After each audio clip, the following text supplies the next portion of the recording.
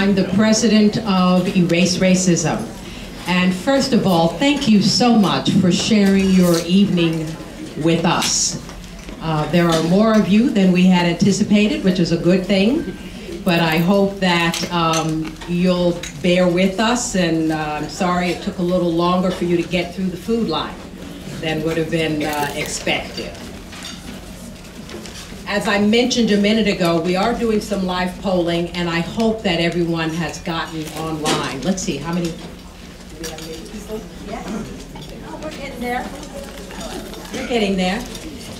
So, Erase Racism is the sponsor of this event today, and we also have a co-host. Just had the bios. This somewhere.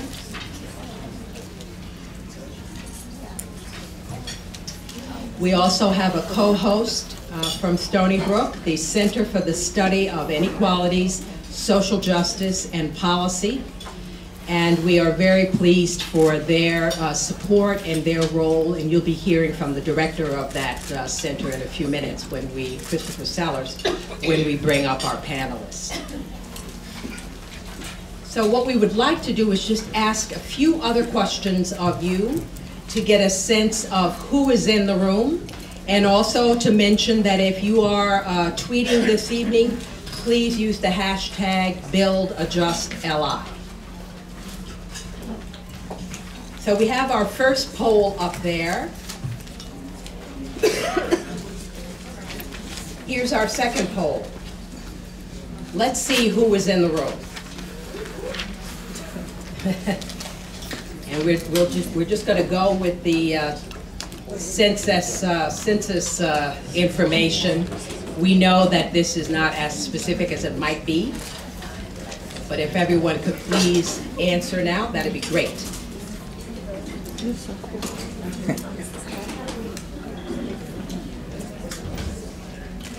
Another few seconds.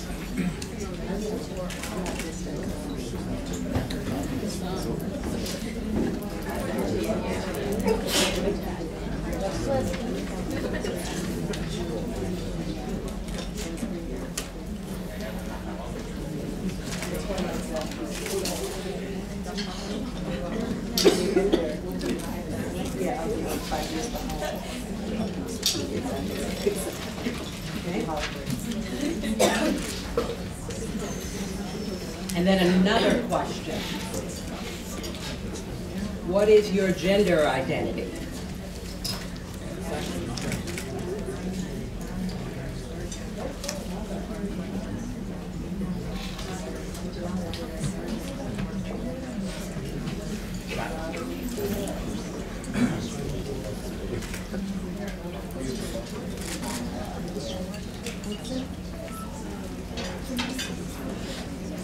More females than males.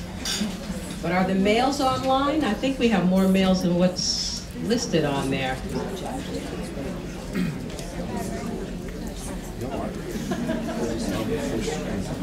And one last one. What town or community do you live in? Oh, this is cool.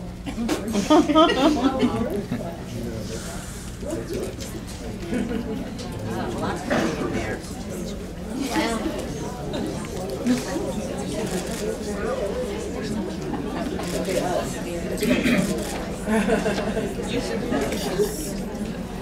So we have a lot of people from Setauket.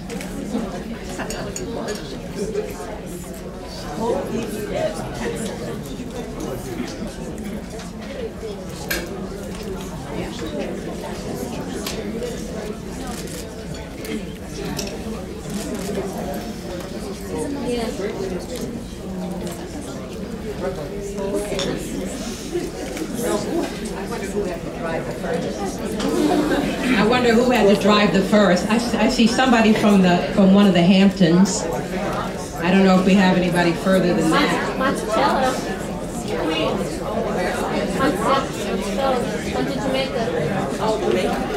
Jamaica, Monticello.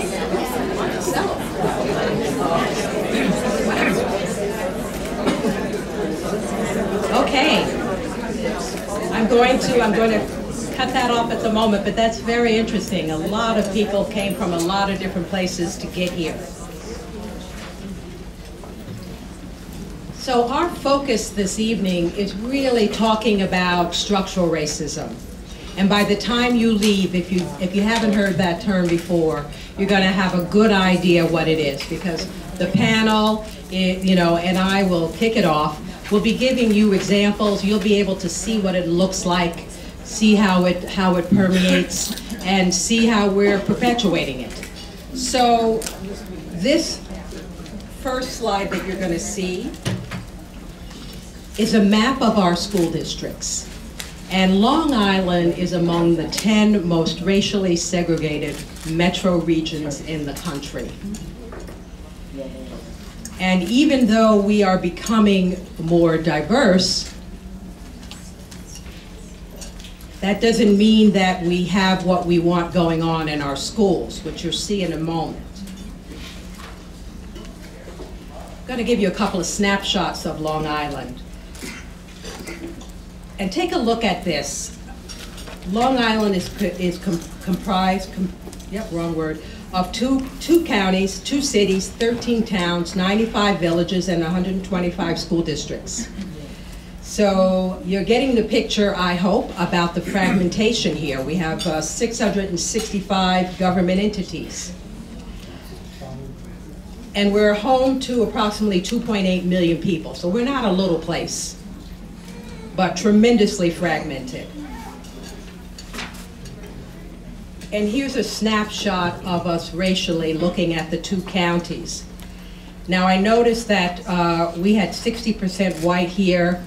I think it was something like 14 or 16% Hispanic or Latinx, 4% bi or multiracial, 15% African American, and 4% Asian in terms of who was in the room, as compared to what we have on our screen there for Long Island's demographics. But I think it's interesting that we managed, despite the severe segregation, to have some diversity in this room, which is great. Now with the schools, we did some research looking at 2004 to 2016 to see what happened with the demographics of the student population. And what this is showing you is that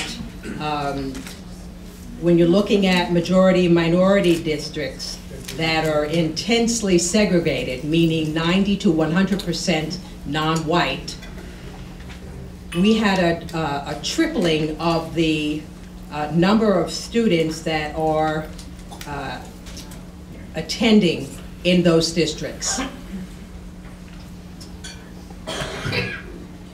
And then when we looked at the districts, we started with 5 and we ended with 11. So more than a doubling.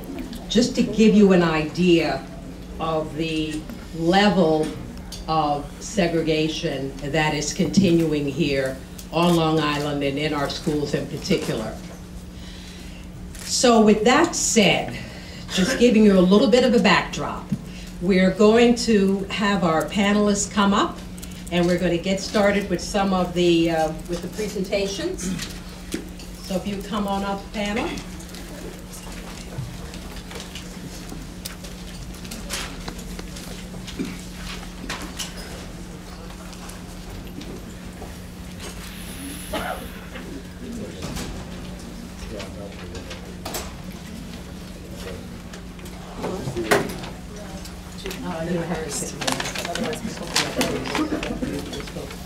Okay, so there's not enough to sit down something.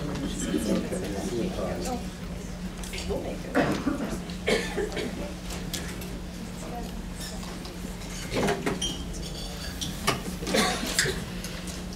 So our first speaker tonight is Dr. Christopher Seller. And as I mentioned, he is the director of the center that is co-hosting this event. He's a history professor at Stony Brook University, and his research focuses on the history of environment and health, of cities and industries, of inequality that includes racial and economic as well as environmental. and Democracy, with a focus on the United States and Mexico. Dr. Sellers is the author of numerous titles, which include Hazards of the Job, The Nature of the Firm, and more recent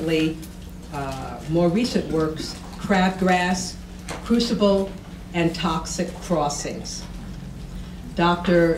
He is the founder of Environment and Health Network, as well as Enviro Health. He received his PhD from Yale University and his MD from the University of North Carolina at Chapel Hill. Dr. Sellers didn't have enough to do. So please help me welcome Dr. Sellers.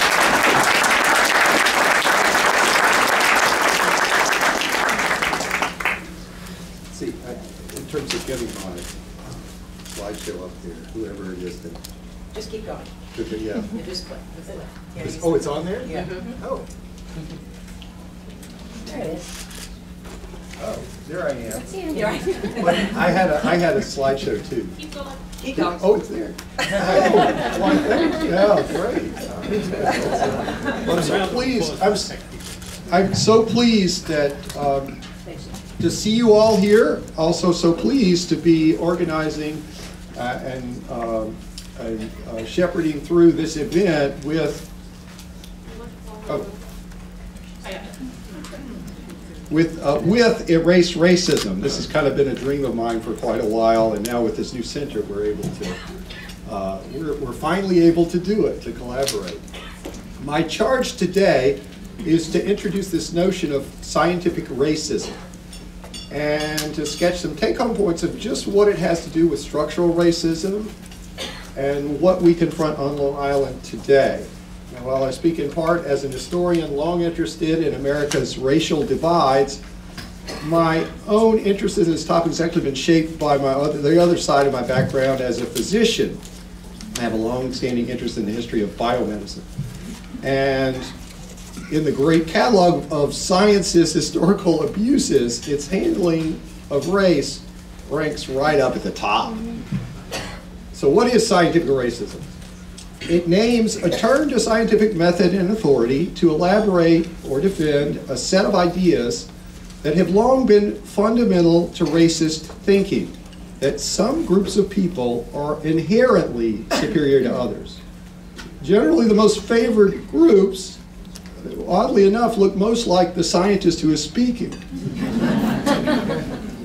For proof, scientific racists appeal to whatever demonstrations their discipline allows to assert superiority or inferiority as hardwired and objective truth. And classically, they point to the bodies and brains of the people they study to make it that the difference is irremediable and seemingly inheritable, passed along from generation to generation. But there is a social science variant as well that I'll go into a little bit less today. Pondering the long and stubborn record of scientific racism sheds important light on the resurgent public and explicit racism across America today. Long Island's not been exempt from that. In our own, as in other eras of resurgent racism, it becomes all too easy to blame those who are less couth and lower class and the demagogues who stir them up. Yet, one of the benefits of looking at this particular topic is that for centuries it shows scientific elites, the people in the upper echelons, were at the forefront of efforts to understand racial differences as reflections of a permanent and natural hierarchy, justifying their own racist rule. Scientific racism. It's as old as Western science itself. It had its first heyday in the Enlightenment of the 18th, 19th centuries. It was exemplified by this Frenchman, Georges Cuvier, who his work, as others in the Enlightenment, came in the wake of an age of exploration that had opened European eyes to the great variety of humanity around our planet. In mapping out the kingdom of animals, Cuvier and his colleagues preoccupied themselves also with establishing how different non-European humans were from the Europeans, who, not coincidentally, were now bent on conquering, colonizing, and enslaving them.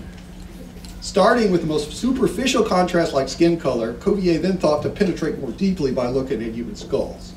He's the guy who coined the term Caucasian from bones he acquired from the Caucasus region in Central Europe. He decided they represented the white race to which civilized people of Europe belonged, which was the first and best version of humanity. Listening to nature, he called it.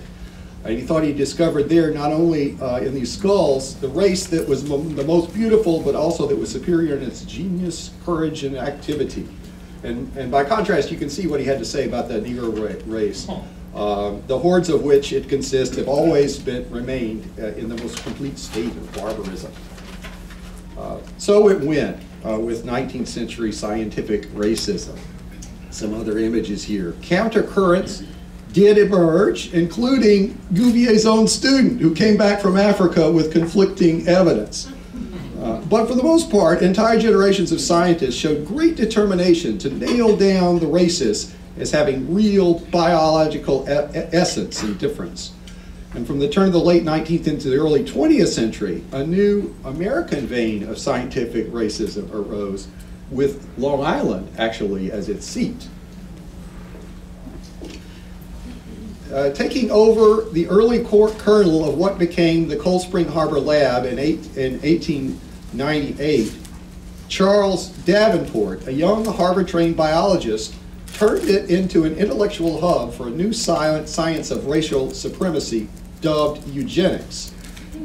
He lived and worked on Long Island's white, wealthy Gold Coast at this time. He was a scientist who responded not just to the Negro question, but to a new wave of immigration, an unprecedented wave of new immigrants were finding their way to the U.S. mostly from Southern and Eastern Europe. They worried Davenport and his white Protestant elite colleagues. They were worried about their race's future fate. At his newly founded Eugenics Records Office, he collected information on the genealogies of thousands of families in search of a new quantitatively based science of racial heredity. Their quite explicit hope was to develop an understanding and set of tools that could be actively and explicitly used to shield their own, they called it white germplasm, from dilution. And so it should come as no surprise that Davenport was also an outspoken advocate for immigration restriction and applauded the legislation of the 1920s that actually accomplished this. Eugenicists also advocated for still harsher measures like the forced sterilization of those whom they deemed unfit. Now, more recently, the scientific racists have been mostly discredited by newer findings in biology. This new molecular understanding and a kind of anti-racist science have largely won the day. So now we understand those physical differences, such as skin color, as really minor differences compared to the far-reaching genetic variations to be found within any of these supposed racial groups. Put another way, they understand race as biologically much less significant and largely skin deep. But just to bring this discussion back around to structural racism today, that hasn't meant that racio-ethnic inequalities have gotten any less real.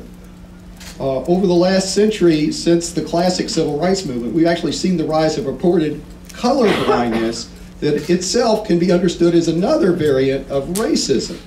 By purporting not to see race at all, whole new strands of science, law, and policy have turned blind eyes to the starkly unequal legacies that persist from these centuries of all too racist understanding.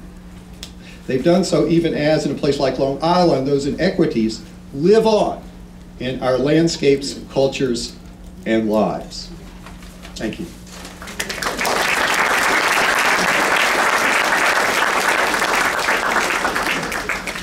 Oh, there's another Davenport slide.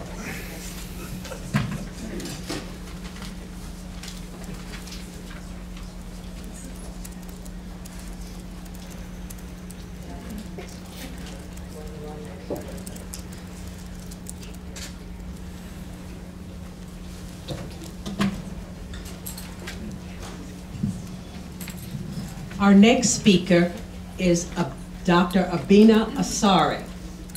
Dr. Asare is Assistant Professor of Africana Studies and History at Stony Brook University. Her research and writing span questions of human rights, citizenship, and transformative justice in Africa and the African diaspora. Her work can be found in The Radical Teacher, the International Journal of Crime, Justice, and Social Democracy, African Arguments, and Foreign Policy in Focus, and among many other places. She is the author of Truth Without Reconciliation, A Human Rights History of Ghana. That's the University of Pennsylvania Press in 2018. And in 2018-2019, she will be Scholar in Residence at the New York Public Library's Schomburg Center for Research in Black Culture. Please welcome Dr. Asare.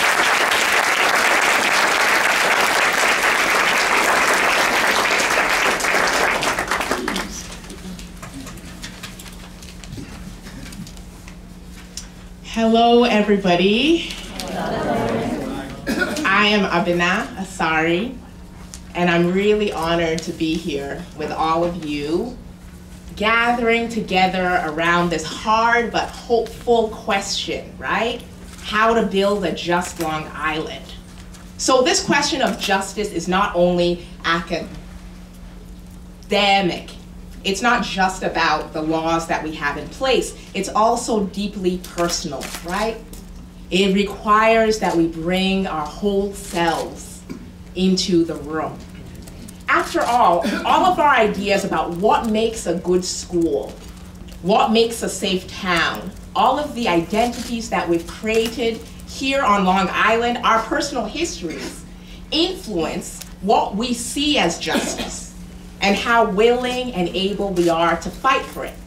So I've been asked today to talk about historiography, about how history is written and expressed, and more specifically, about how history and its representation relates to the persistence of structural racism within Long Island. So interpreting the past, I would argue, is a main ground of battle in this fight for a more just Long Island. Many of the policies in our region that insulate and reproduce structural racism. Now here I'm speaking particularly of our segregated schools and towns, our lack of public transportation, and other land use choices are based on a false narrative of what Long Island was, of who it was for, and a fear of where it is going. Now, because particular versions of history underlie these policies that perpetuate inequality, creating new futures requires that we expose the versions of the past that justify our separate and unequal status quo. Allow me to give you an example.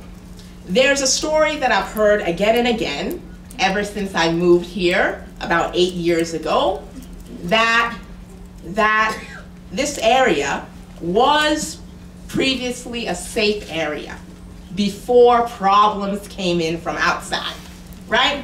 Now, the problem with this story is that it completely erases the racialized terror that is as much a part of our history here as the tree-lined streets and the lovely beaches.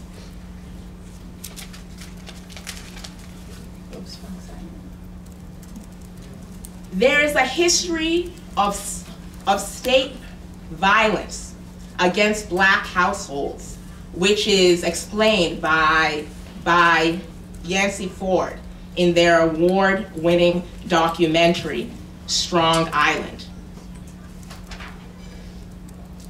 There is a history in which assault against Central and South American immigrants was seen as sport for youth in some of our towns.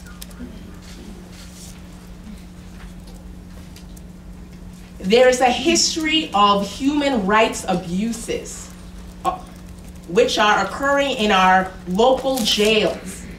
And it's still occurring today as detailed in an ongoing federal lawsuit launched by the NYCLU.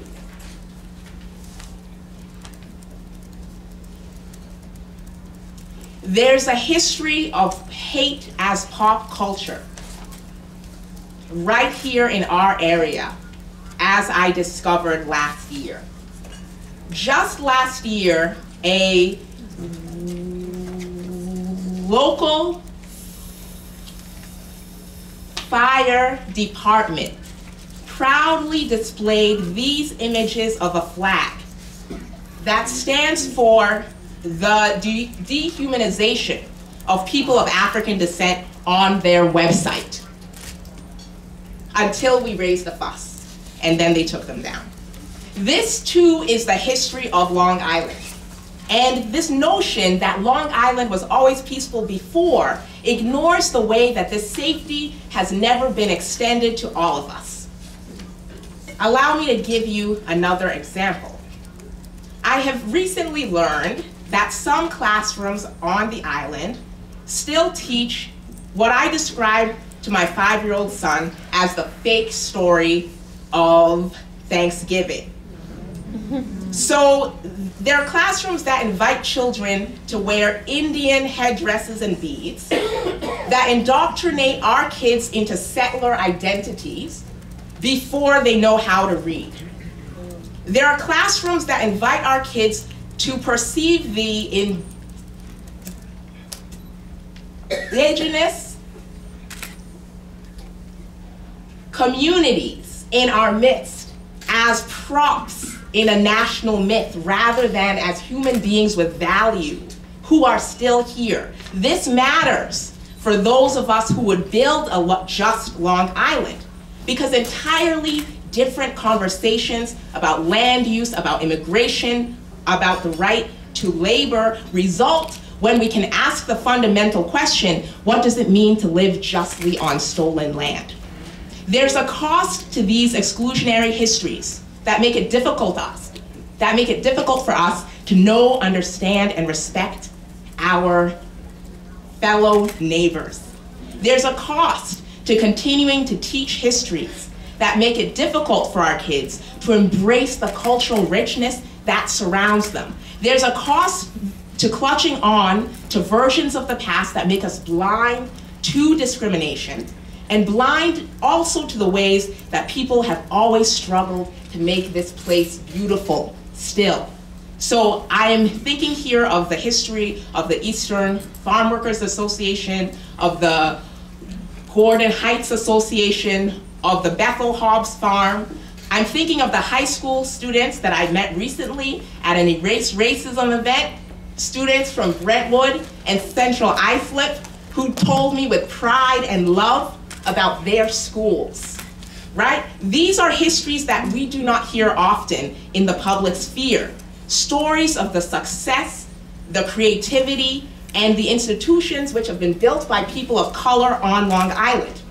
And our ignorance of them hinders our ability to dream a different future. So this work of justice is not only about the future, it's also about the past. Telling the story of a place always involves choices. Whose voices matter? Whose experiences are placed at the center? How willing are we to confront the violence of the history we have learned and pursue new stories about the complex world and our place within it?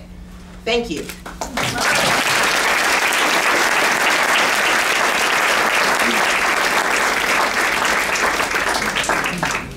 Thank you. Our next speaker is Dr. Crystal Marie Fleming, is Associate Professor of Sociology and Africana Studies and Associate Faculty in the Department of Women's, Gender, and Sexuality Studies at SUNY Stoutenburg. She is an author, cultural critic, and educator committed to empowering people with the conceptual tools needed to understand, confront, and challenge white supremacy and intersectional oppression. Dr. Fleming has conducted research on racism and anti-racism in multiple national contexts, and collaborated on empirical projects in the United States, France, Brazil, and Israel. She holds a PhD and a master's degree in sociology from Harvard University and graduated with honors in sociology and French from Wellesley University. Her scholarship appears in journals such as the Sociology of Race and Ethnicity, Ethnic and Racial Studies, Poetics, Dubois Review, Social Science Research on Race and Mindfulness. Her new book, How to Be Less Stupid About Race, on racism, white supremacy, and the racial divide, combines memoir, critical race theory, social commentary, and satire to debunk common misconceptions about racism. The book will be published It's published. It is published. It's out. And is now available for pre-order. Nope, they can get Order it at the everywhere. store. Yeah. Order everywhere. Help me welcome, please, Dr. Crystal Marie Flynn.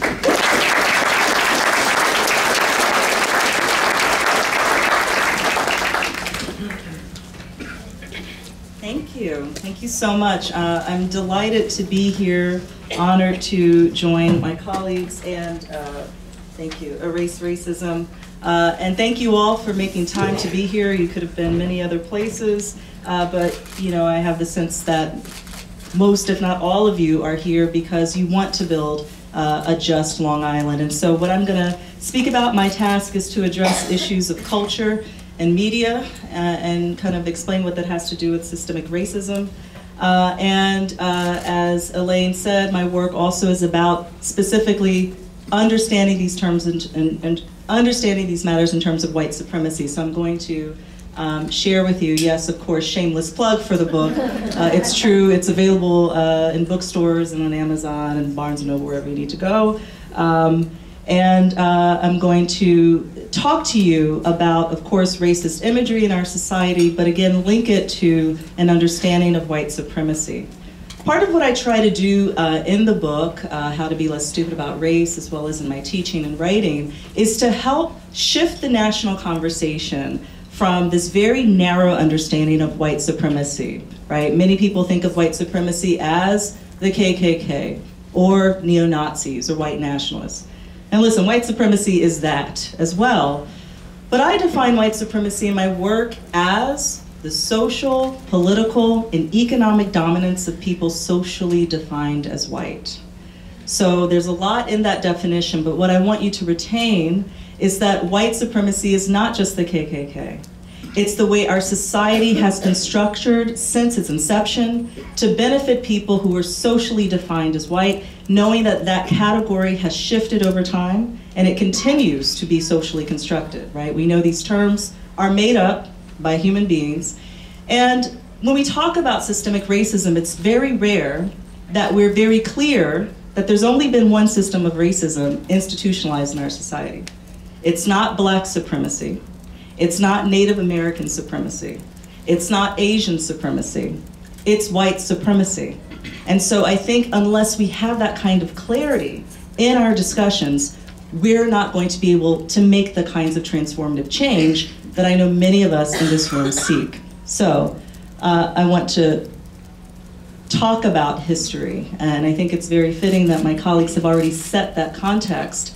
I have up on the screen, I've called it this kind of imaginative archive of white supremacy. What are we talking about when we talk about the history of racist representations?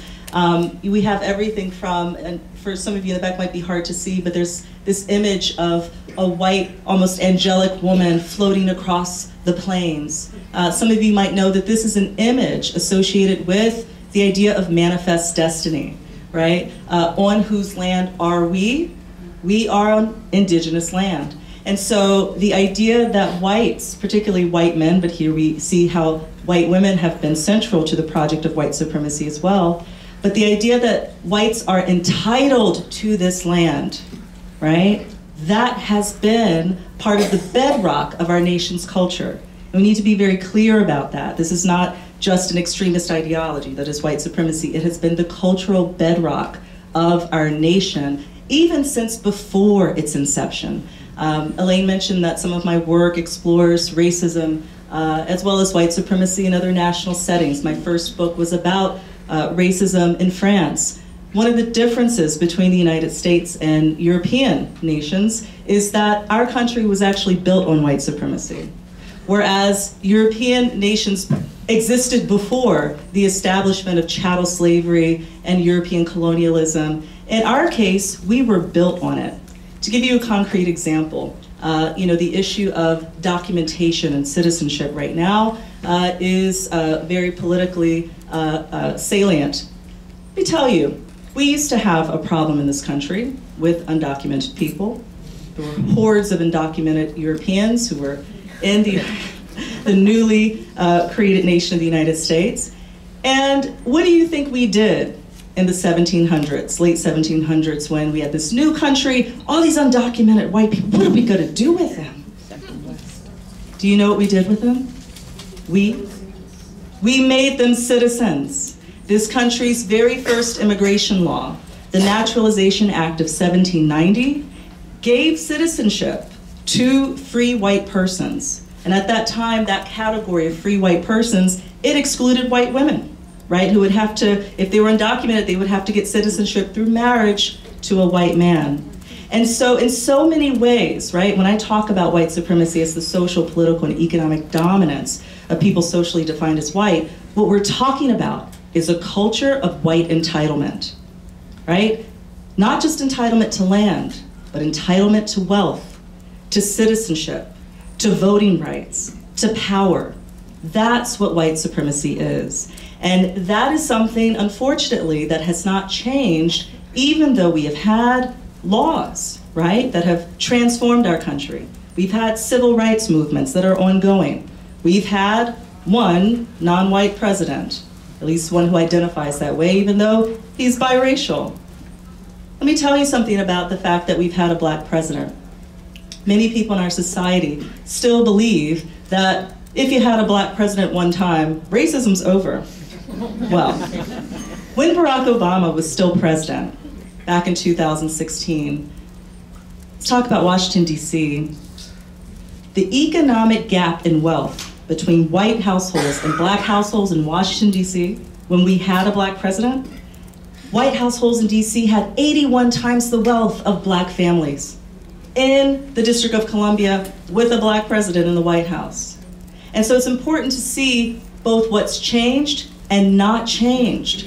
And what is not changed, I argue in my book, is the underlying structure of white supremacy, as well as the culture that birthed it in the first place.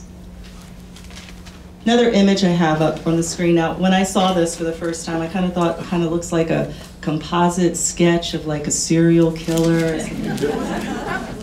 But in fact, what this is, this black and white pixelated image of a slightly smiling, youngish white man.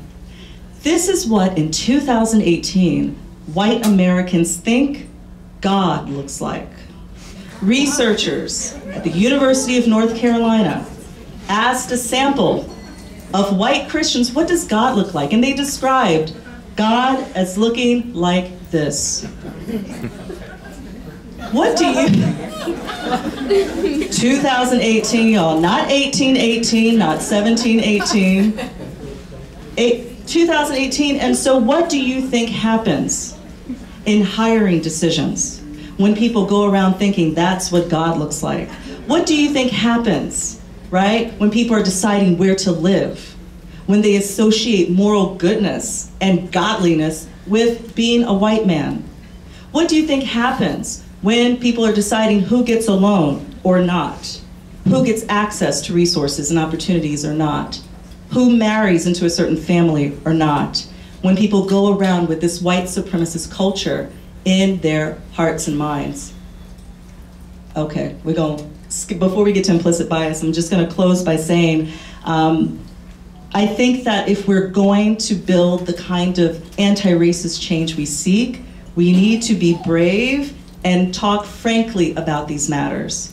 It's important to talk about systemic racism. It's important to talk about structural racism. But we need to be clear, the only kind of systemic racism that's ever been institutionalized in our culture and our education and in our politics and our economy is the culture of white supremacy. Thank you.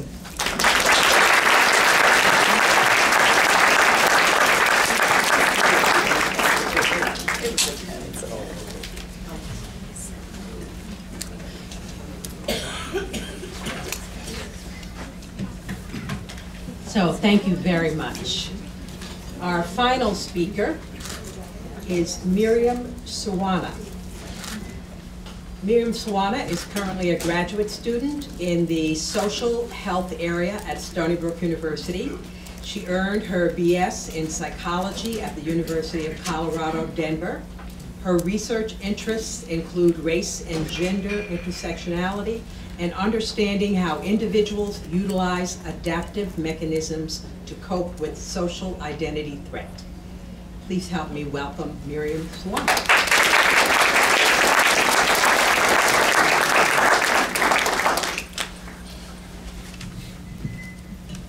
Okay, thank you so much for that introduction, and I'm really honored to be here. So, is there a way to lower this a little bit? Oh, perfect. Thank you. Perfect. As Elaine mentioned, I am. Yeah, at this point I'll just do that.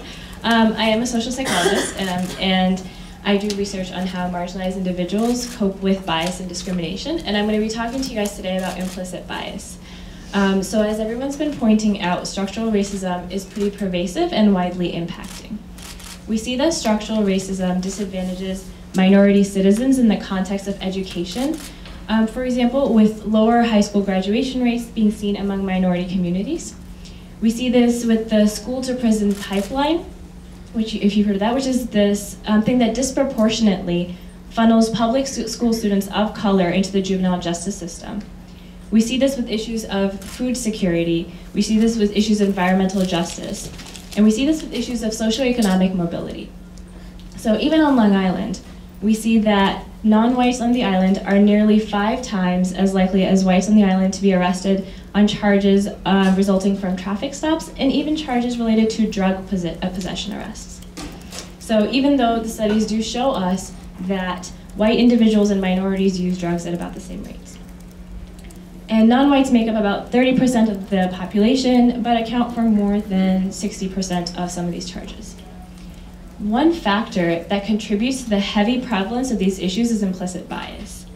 Implicit bias refers to these subtle and subconscious beliefs that affect our understanding of certain groups of people, how we act towards them, and the decisions that we make regarding these groups.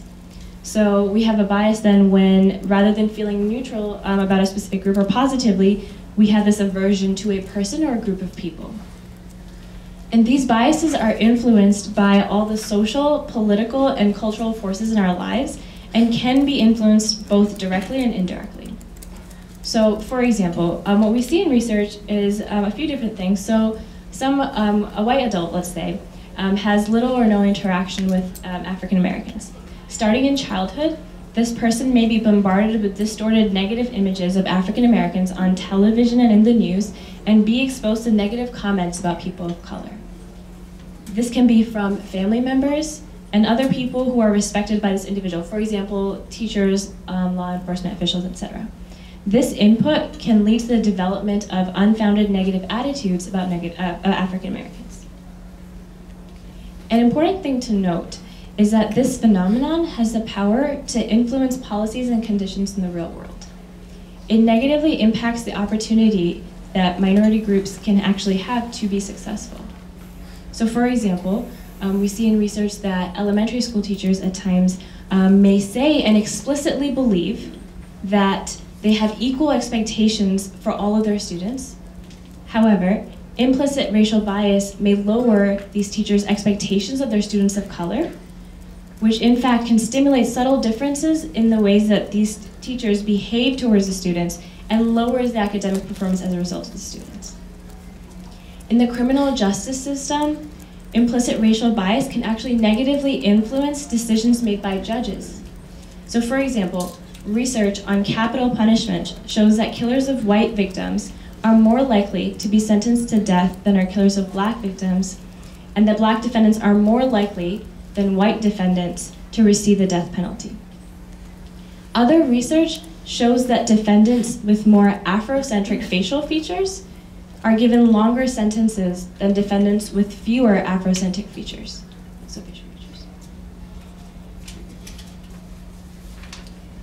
So research really shows us that these negative racial associations can lead people to see danger or even a weapon where none might exist. There's a concept called shooter bias that highlights how much people associate African Americans with violence and weapons. So in these studies, participants are asked to make quick, split-second decisions about whether they're going to discharge a weapon for self-protection. This research has established that many people stereotypically associate African Americans with violence and weapons, causing them in these simulations to fire guns more often when presented with images of unarmed black people and less often when facing images of armed white individuals. Even in healthcare, we see studies that show us that black patients are often prescribed less pain medication than white patients who present the same complaints. And what we see is when we put participants in these same conditions, they end up doing the same thing that physicians are likely to do in the real world. And black patients with signs of heart problems get referrals for advanced cardiovascular procedures less than white patients with the same symptoms. Black women are 3 to 4 times more likely than white women to die from pregnancy-related causes nationwide, and one study found that African American infants were more than 9 times more likely than white babies to be given formula in the hospital. And this is important because breastfeeding is the best way to feed these babies. And so African American moms are usually not recommended to do so. And as a consequence, we see that infant mortality in minority-dominated neighborhoods, even in Long Island, are higher than in white-dominated neighborhoods. For example, infant mortality rates in neighborhoods like Uniondale are 13 times higher than infant mortality rates in neighborhoods like East Meadow. We also see evidence of implicit bias in the treatment of employed people of color and in hiring decisions. And we see this both with actual employers and with people who are not in a position to employ, so participants in research as well. So, and we also see this in terms of, as Crystal mentioned, renting out properties to people of color and providing loans to people of color. So even while individuals might not always be explicitly biased, what we see is that implicit biases, some of these explicit biases, and structural racism are often mutually reinforcing. While structural racism has created racialized barriers to opportunity, implicit biases reinforce these barriers and are a mechanism through which it continues to operate. What is important is to acknowledge that because implicit biases are so hard to detect and because they operate in subtle ways, they can be held by anyone. It is important to know and continue to discuss how much of this discrimination operates so that we can be better equipped to combat it. Thank you.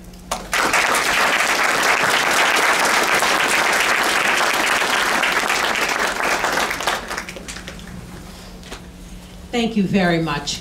Can we give our whole panel a round of applause?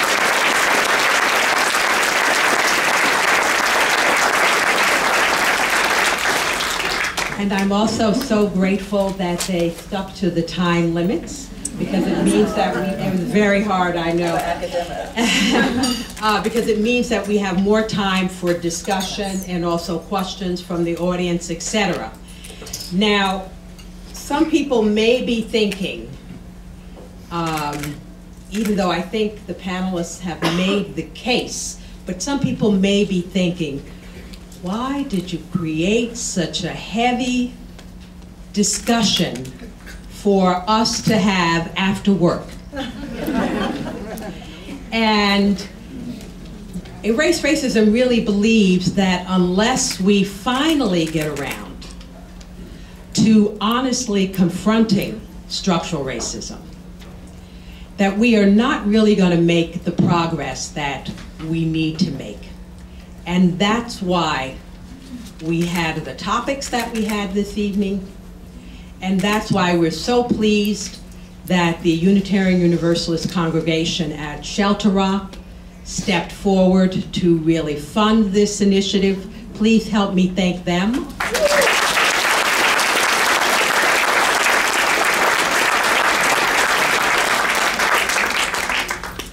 And I've got to tell you, you don't find a lot of funders who are, their eyes kind of glaze over a little bit once you start the discussion. So we're really pleased. And you may have noticed that we've been in the media a lot this week. on the Brian Lair show, etc.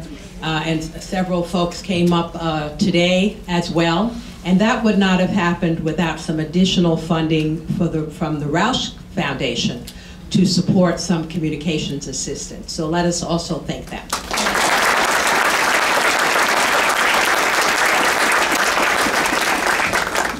So I'm going to kick off the question, and then we're going to have the panelists have some discussion amongst themselves.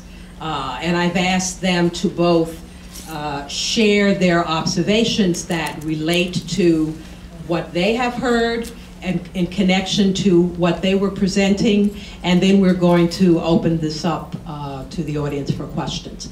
So for the first question, I guess I would like you to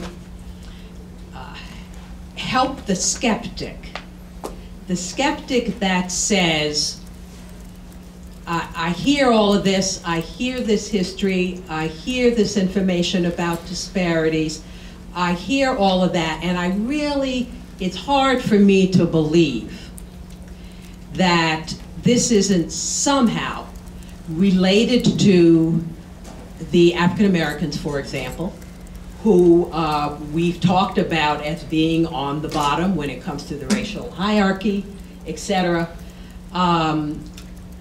Talk to the skeptic about, to reinforce why this is really true and why we have to go the route of the peeling back the onion around all of these issues. And you have a couple of mics in front of you there. Who would like to go first? Talk to the skeptic. Gotta get you turned on there. Only problem is Chris is hidden by the podium, so people We'll move the podium.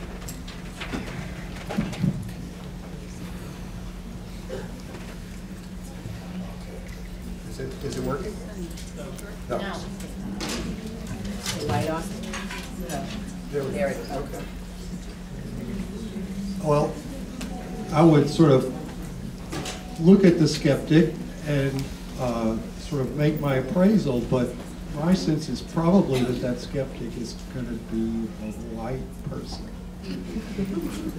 And if in that case, and assuming this person is from Long Island, I would get them to reflect on their own experience here on Long Island. And I would ask them to think about the place that they grew up. Likely that's a place where the neighborhood doesn't reflect the demographics that Elaine showed us at the first, where you actually have a mixture of different kinds of folks. Likely it was a neighborhood that was mostly white. Get them to reflect on why that is. And get them to also think about, well, there might have been other people in other parts of Long Island, and get them to think about what they know about Long Island and where poverty is on Long Island and where disadvantage is on Long Island, and to start asking questions about the sort of ratio-ethnic groups who might be in those places.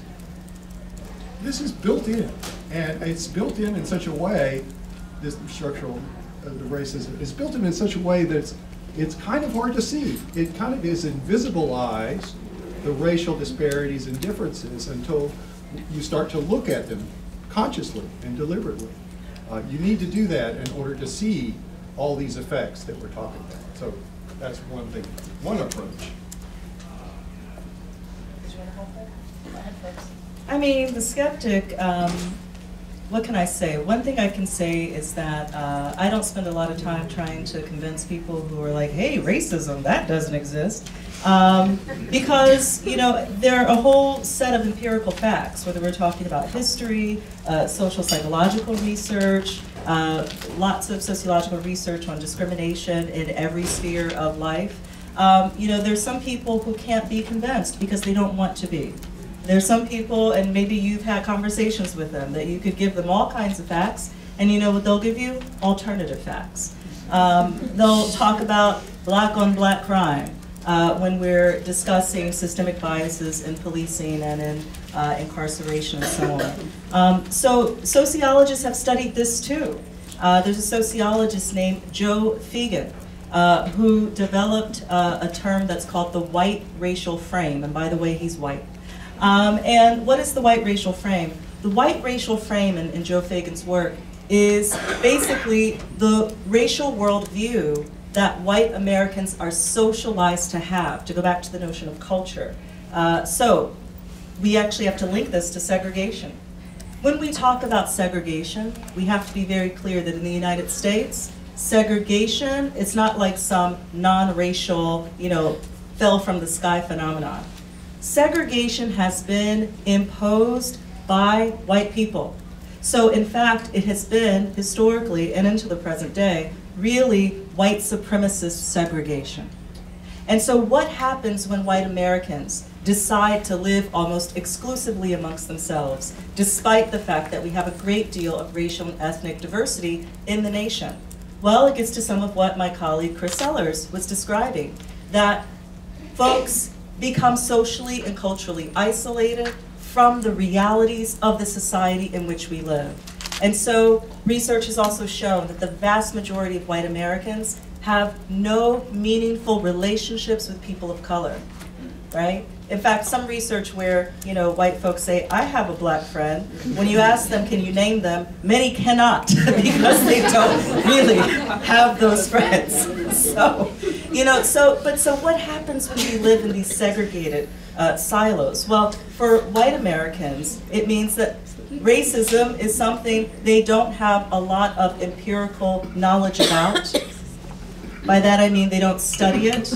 I teach a course on race and ethnicity here at Stony Brook. I tell my students at the beginning of the semester, you are already among some of the most educated people in the history of this country around issues of racism simply by showing up for this class. And that shows you a lot really about how little our society values education around these issues. And I think groups like Erase Racism, many of the educators and community leaders in this room are really far from that norm, but that is the norm. A society that does not teach its own history around race and racism. And again, a society that has been segregated largely through the intentional acts of white Americans who have decided to live their lives in isolation from people of color. So that's what I have to say about skepticism. Joe Fegan, when he talks about the white racial frame, he argues that white Americans routinely deny that racism exists as part of their cultural practice. The denial of racism is not just about the denial of racism today. It's about the denial of the impact of the past on the present. So it's about historical illiteracy. It's about sociological illiteracy. So my advice to the skeptic is to go lock yourself in a library and read, and read, and read, and read. And to continue your education because, again, some people, they can't be convinced, and it's not my job to convince them. I can tell you to go educate yourself and try to provide resources for those who have the intention of not just learning this history, but seeing what can we do about it.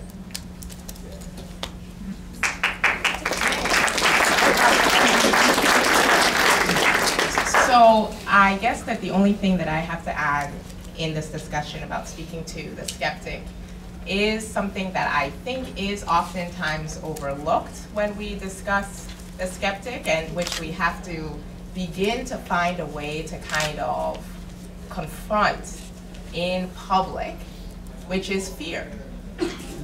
And I think that this is an aspect of what is being discussed, is that when you're speaking about a skeptic, right, it is based on the assumption that their position is based on some type of like a rational perspective. And as has just been described well, there is lots of evidence out there in the world. We're in the age of the internet. Almost anything you can look up. So when you come to look at the persistence of a type of ignorance and the persistence of learned ignorance and ignorance which is chosen, I think we have to start to talk about fear. And the fear of really trying to confront the reality that everything you know about yourself and your family and your history within the country, everything that you learned about the fact that you worked hard and you pulled yourself up by the bootstraps and you deserve everything that you have. Yes, you may have worked hard, but because other people are not where you are does not mean that they haven't worked hard, right? And so there are the ways in which what has just been described as the white racial framework has really personal stakes for lots of people. And you can't convince somebody out of their fear. This is a part of their self-identity. So when we talk about the skeptic, I think we almost miss the point when we think, okay, I can give them the best argument, I can offer them the right book to read. There has to be a way, perhaps in this room we can start to talk about it, that we begin to give people spaces to talk about their fears and their real lack of sense of identity apart from whiteness, apart from white culture, which is insufficient in the world in which we live, right?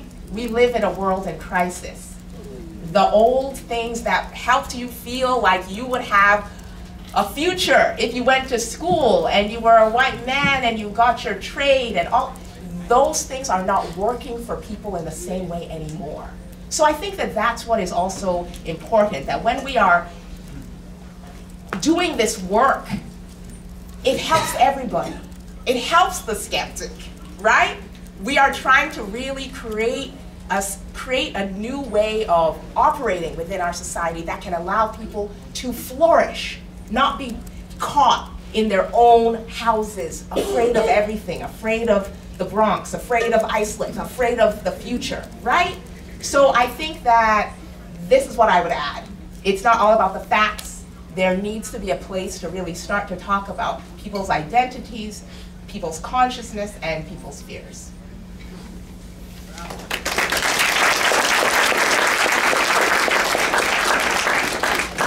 And I just wanted to add one more thing to that, which is that to a certain extent, like the perpetuation of inequalities in the system kind of ensures that while we are unaware of them, we can continue to be comfortable, right? And we can have like this kind of almost this fake sense of everything's gonna be fine, everything's stable. But the important thing about kind of gathering these facts and talking to people about their experiences, whether it's people who feel skeptical or it's people who have experienced these discriminatory acts or racism in any form, is that we all have to really get prepared for the idea that we are going to be uncomfortable. Like, there's no part of this that's going to be a breeze, because it is, in fact, we are all in fragile positions of power and we are holding on to as much as we can, but we are going to all be uncomfortable because we have to understand that it isn't, our positions aren't really, the hard work, as you were saying, isn't really what has gotten us this place. And without considering like the positions that we have kind of taken away and gathered to get to it.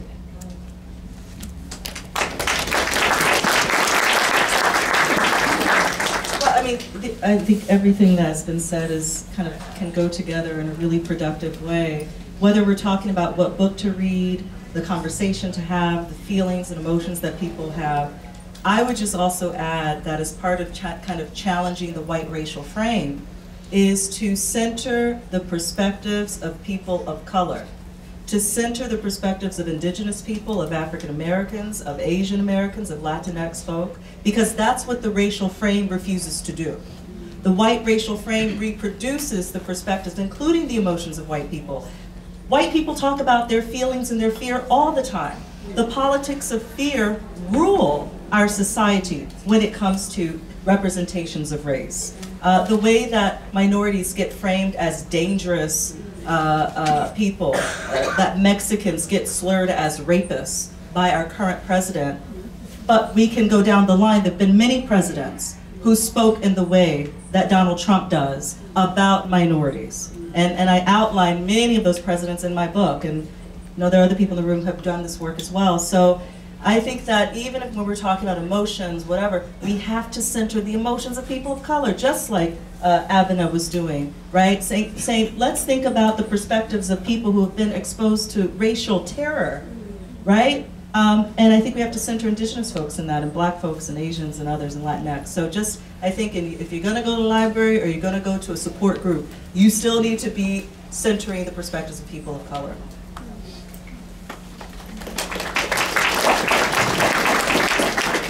So I'd like to open it up so we can get some questions. And I'm also going to, at the same time,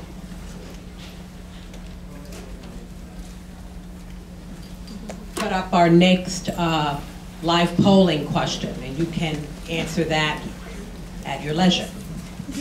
So do we have someone that has a question? And we have a mic running around, so over there.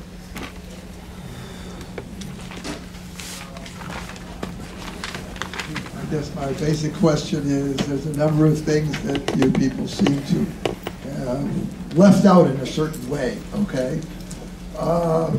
I don't know if you haven't mentioned a very, very important book that came out just the last couple of years called The Color of Law.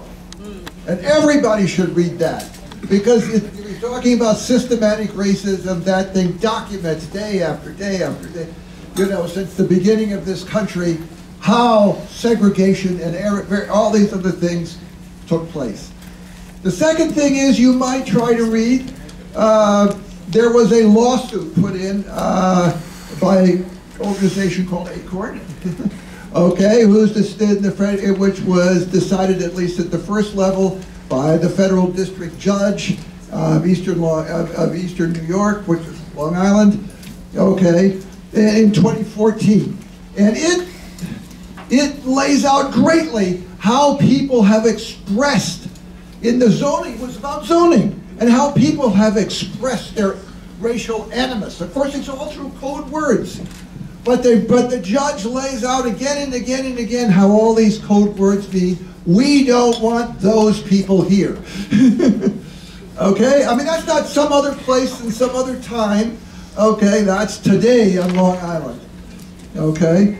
The other thing one could do, which I noticed you sort of did it, if you make, which I used to do with my urban economics students at Stony Brook, if you make a graph by census tract with little pie charts that show the percentage of black and white there, and you look at Long Island, oh, it's just absolutely amazing. Okay, you see a white sea with dots of black. I mean, you know, if you want to know where, you know, segregation, that's it right there. Yep. And we did show a map earlier when we first started. The one by census tract is, believe me, much more stark. Okay. So, do you have a specific question? Well, I have another thing. Why haven't you mentioned, you know, when you were talking about, you know, racism since the beginning of the country? Actually, if you go back to 1490 or something like that, there was what they called a papal bull put out by the Catholic Pope at that time that's called the Principle of Discovery. That says if Catholic or not Christian nation, white Christian nations meet another nation which has other kind of people, they have a right to enslave them, period. And that actual principle, you might think, well, that's 1490 something or other, that was used by the Supreme Court in the decision sometime in the early 2000s. Okay, thank you very much. Could we, Can we have the mic back, please? Yes, I think what you're referring to, there's actually an alternative historiography that has emerged. Over the last 30 years, historians have been very busy, social historians, taking apart a lot of these narratives that we've been critiquing. And The Color of the Law is just one sort of synthesis of a lot of work that's been done. But Long Island is right in the center of that. If you look at where the sort of the clusters of African American residents are today, the main clusters, you can take it all the way back to the 1920s. And those are also the same places, a lot of them, where African American clusters of folk had congregated in earlier eras. I mean, you could also take apart this whole story about the move to the suburbs after World War II is just about whites moving out from the city. Actually, the proportion of blacks in Suffolk County actually gained more than the proportion of whites in that very time period. But their whole story is left out of how we understand post-war suburbanization on Long Island. Sure, yeah, it's a story about segregation, but it's also a story about, all of these groups moving out. So that's just one of many ways that we need to work to take apart our inherited history, our inherited stories about who we are and where we are today. Thank you. Some other questions? Okay, then we have some over here too. Do you believe that racism has decreased or increased? And tell me why, in your own personal opinion. That's a question for the panel.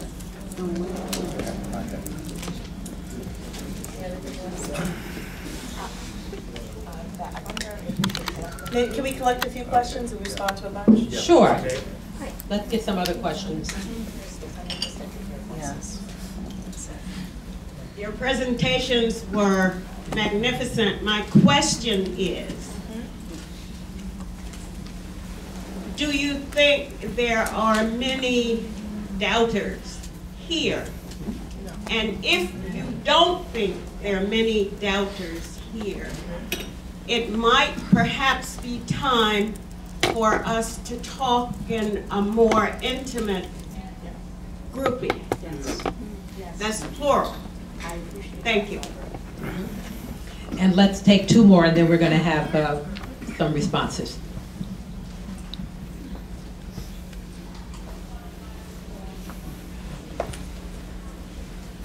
Hi, thank you. I'm a teacher in one of the whitest districts on the island and one of the most diverse districts on the island.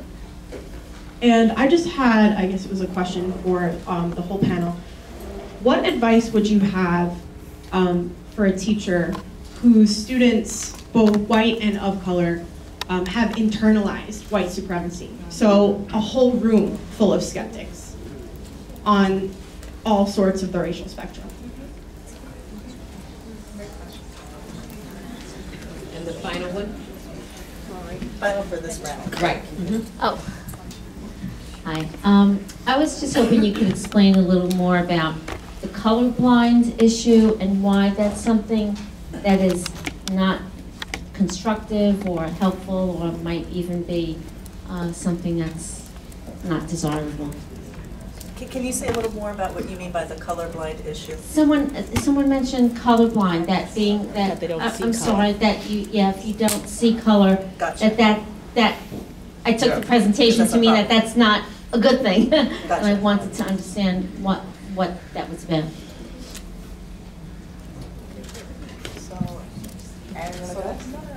Now let's just start there and move down the Yeah, line you wanna and say and that? start Yeah, pieces of whichever one. I could address a couple of things. I think it's interesting, the question about racism decreasing or increasing. It's difficult to say racism per se, but I think we are seeing a resurgence. I mean, there's little doubt in my mind that there's a resurgence of explicit public expressions that are racist, are outright racist. That we're in a time when that has, however it's happened, it's become more publicly acceptable across much of American society. I think that surprises a lot of us, because we had thought that I'm speaking for myself, probably for other people, that after the civil rights movement, people were shamed into not being as public about their racism. And yet here we are today, for various reasons, with a president who, arguably is just an outright racist, and Archie Bunker is in the White House. So how did that happen? I think we're still grappling with that, but in preparing for this talk, I went out on the internet and I found how easy it was to find images of scientific racism out there. It used to be that people had to go into libraries, like you say, but now all this stuff is out there, unfiltered by scientific communities about what's right and what's wrong. There's a whole, and so that's at least one of the factors. I think the other factor is immigration. I just done some tabulations, and according to what I saw, 53%, only 53% of school kids on Long Island are white. That's adding up all the school districts, 53%. That's nearly a minority. And so the great growth, African Americans have been stable across the last few years, but the growth in Latinx kids is largely the uptick in that. So I think that's, and talk about fear, I mean, that's a clear reason, I think, behind some of this. I see the color blindness, let me just quickly address that. I didn't have time to kind of unpack that. But saying that, imagining that you can actually not see color in our society when there are so many disparities that are based on color. It's just remarkable. That itself, that itself is a kind of denial that is easiest for white folk. I mean, there's a very lightness. There's a lot of lightness, I think, to the move to say, "Oh, I don't see color at all." You know, it's all. That is also doing an injustice to people who are of color and who have seen all these in the sort of the bottom side of the backside of all these disparities and discrimination that have been unpacked. So that's the response. Thank you. I'll start with the color blindness and then the question of is racism increasing or decreasing. So I'm just going to say it again because I enjoy his work. Joe Fagan writes about color blindness as part of his analysis of the white racial frame, right? And so this denial of seeing race really is a way for white Americans to suggest that they're not racist. And so to go back to something that Chris was talking about, that is sort of being surprised at the persistence of really overt racism, given that many scholars did think, and many, just folks thought after the civil rights era that people were shamed into not being public with their racism. Well, sociologists have studied this too. So what we know, in fact, and Joe Fagan is one of them, his co-author Leslie Pickup, have written a great book called Two-Faced Racism, that actually builds on and uses as data white people's own accounts of how they talk about race and deal with race behind closed doors and in public. And what do we learn from this study by Pick and Fagan, amongst other studies?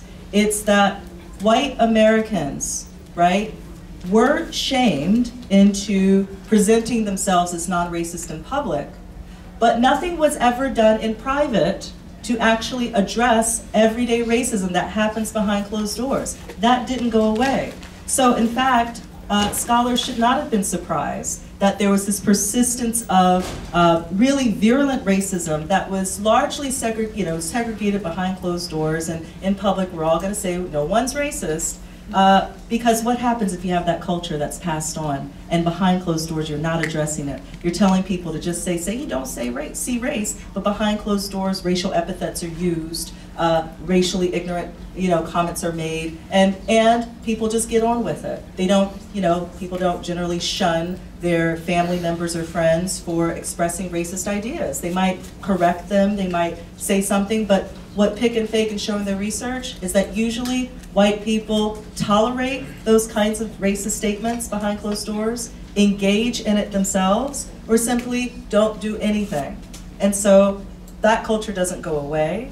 And then when you have someone who comes in and finds it politically expedient to normalize saying what has been said in private in public, we go back to Abinah's suggestion to talk about feelings. How do you think white people feel when they're told to present themselves a certain way in public and be politically correct, but we all know how people talk behind closed doors? White racial resentment is a huge force in our politics.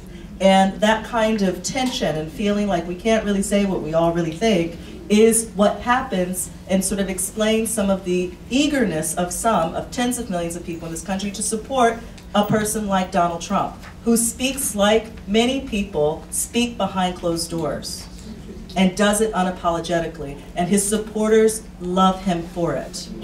I write about these issues, but many other people have as well. Political scientists have analyzed this. We have answers. Some people might not want to hear them. To the question of racism increasing or decreasing, I would point you to the work of historian Ibram Kendi, who says, he has a great book called Stamped from the Beginning, which looks at the history of racist ideas in America. And part of what he argues is that we have to look at racist progress and anti-racist progress. That is, over time, both things happen. Let me be more concrete.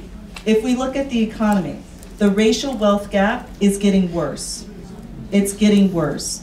Scholars estimate that by 2020, I want to give you the right numbers, the racial wealth gap between whites and Latinx households will be, let me see, white families will have 68 times the wealth, I believe it is, of Latinx families and 86 times the wealth of black families in just a couple of years. And so that's getting worse. And in other areas of our society, progress is not happening nearly as quickly as we would like. I'll stop there, but I think you have to look at both things, sort of how anti-racist policies and practices, we could look at some areas of progress, but we're also seeing in some cases things are getting worse, demonstratively worse. And we also see persistence, the persistence of racist culture, stereotypes, beliefs, and so on. And I'd like to just ask again, oh, did it go off? They're working on it. Oh, okay. So you'll be able to answer the question, I hope. What are some words that come to mind after listening to the presentation? I don't know if it means that they can actually put it on now and it'll come up when we get it fixed. Not sure about that. I want to make sure we also get some more questions. So can you hold right now? Okay, let's get some more questions. What about that last one? Yeah. I'm sorry? Can we address the one about the advice? Okay. Yeah, good. Yeah, so I was going to actually address the question about the advice to give to these students.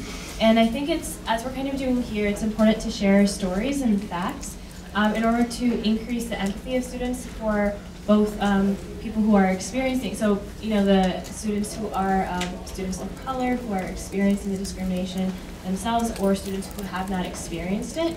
Increasing the empathy is very important, and also work to brainstorm solutions together. Because I think a huge problem sometimes is that when you present an issue to whether it's adults or to anyone of any age, there's a sense of fear and a lack of control that people feel because they don't know how to deal with it. So when you are working with these students, you can work to brainstorm solutions together to kind of figure out and increase a sense of empowerment over the issue and a sense of ownership over the solution. So, if I can just also respond to you, because I feel like I brought that up a bit in my discussion about what kids are being taught. And first of all, I really want to thank you for your work that you do in the classrooms. We appreciate you, and we appreciate the fact that you're here and that you're asking this question. It's very important. So I have a 5-year-old who just began public school. And one of the things that I think is really interesting is that kids are exposed to so much information that we don't tell them. So when you say you have a classroom of skeptics, this is because we have a society and a school which does teach them that whiteness is the best, because that's what they see around them. They look around at who their teacher is, at who their principal is, at who their doctor is, at who is in their town, and we don't have to tell them one word.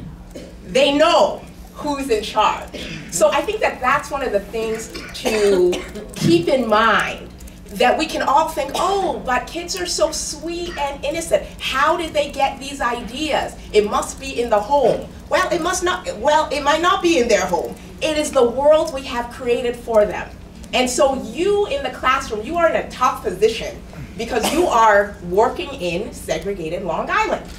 Right? And so they see the way we, the adults, have set things up for them, and then you have to give them another perspective so that they can be whole, especially for those students of color, right?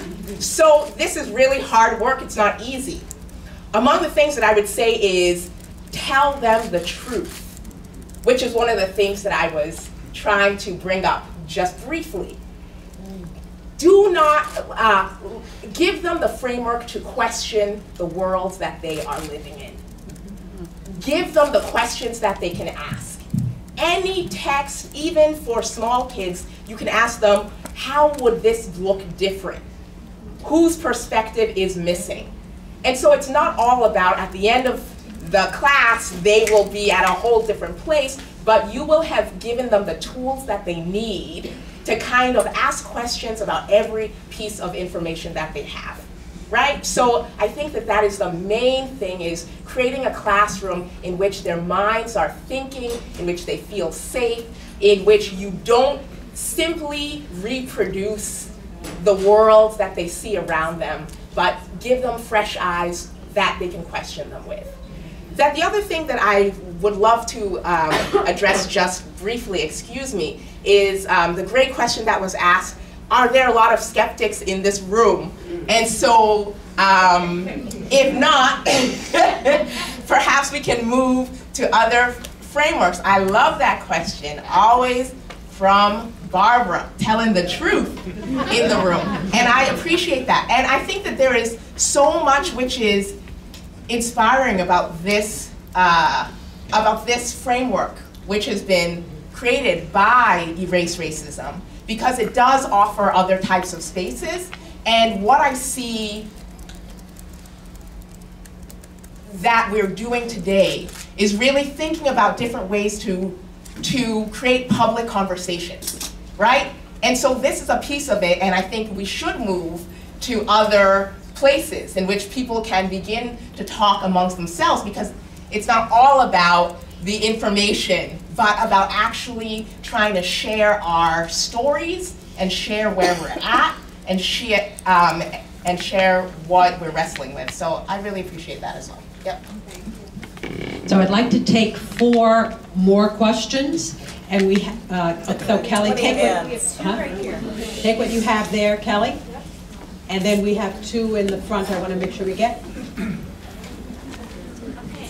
Okay, so I feel that we all focus on the color.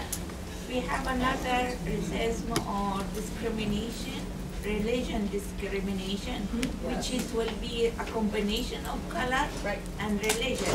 I am a Muslim, and I found out that, for example, when they try to have a building as a mosque, some of the neighbors in this area, they said, we cannot accept to see a mosque in my area. And which is, you know, for example, Islam is one of the fundamental things that all people are equal. Doesn't matter your color, white, black, yellow, doesn't matter your language or your tongue. So all the people are equal, and all the people have the rights to live in harmony and peace. So I'd like as well to focus on this point, that discrimination against religion, and which is now is getting so I say popular, in not only in the States, in Europe, around all the world.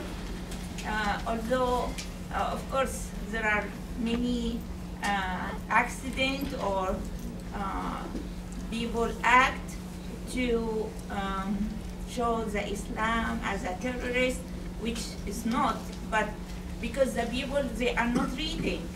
Some of the panel, they ask the people, they have to read and educate themselves.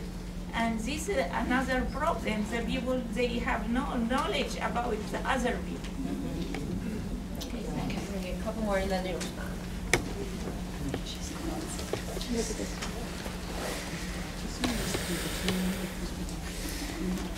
I have to come clean. I don't live in Long Island. I'm just a guest, but I don't have a question.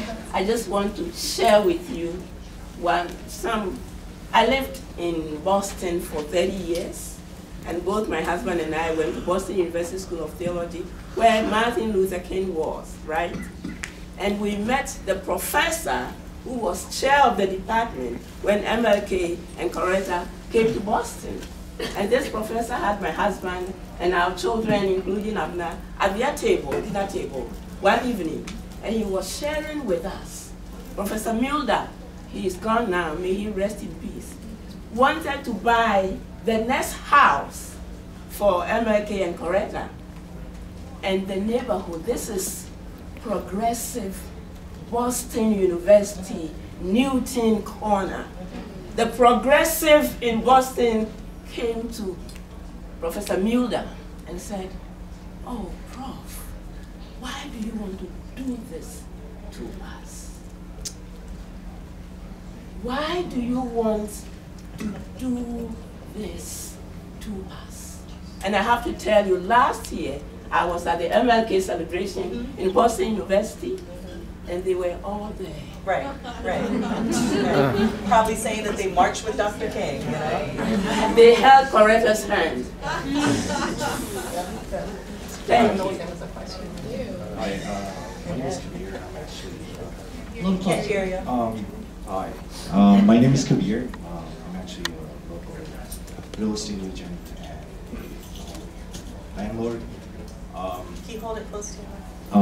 I actually own properties in some of the neighborhoods that you mentioned. I own properties in Mastic, Shirley, Gordon Heights. As a matter of fact, I was telling these lovely ladies a story about last week what happened to me about a property in Gordon Heights where I was seeking an investor, and the expediter, whom has no knowledge of the market, his goal is to expedite the permits.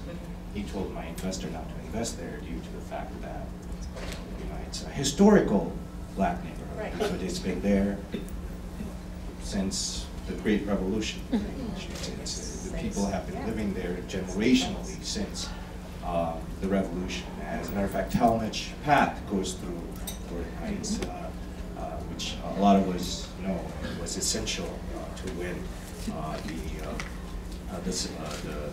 War of Revolution.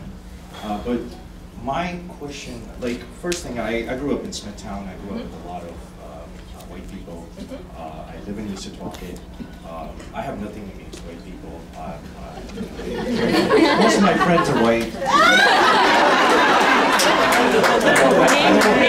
I don't want anybody to think like they're not a problem. I have a lot of good friends, and I'll be honest. Living in Smithtown, I went through a lot of discrimination too. I mean, I could count all the minorities in two hands in Smithtown High School, especially post 9/11, and I happen to be Muslim myself.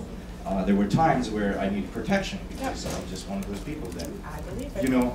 So my question is this: I don't like to blame others for the problems that we're facing as a society, and there is a problem, and I truly believe it's not really becoming a problem of racism. It's more of a problem of ignorance. I truly believe, because racism you can eradicate, but ignorance is something you just cannot. You just can't win against an ignorant. So my question is this: during your research, have you find any instances where, like, people like myself, whom are actually taking steps to make those neighborhoods that have been mentally evolved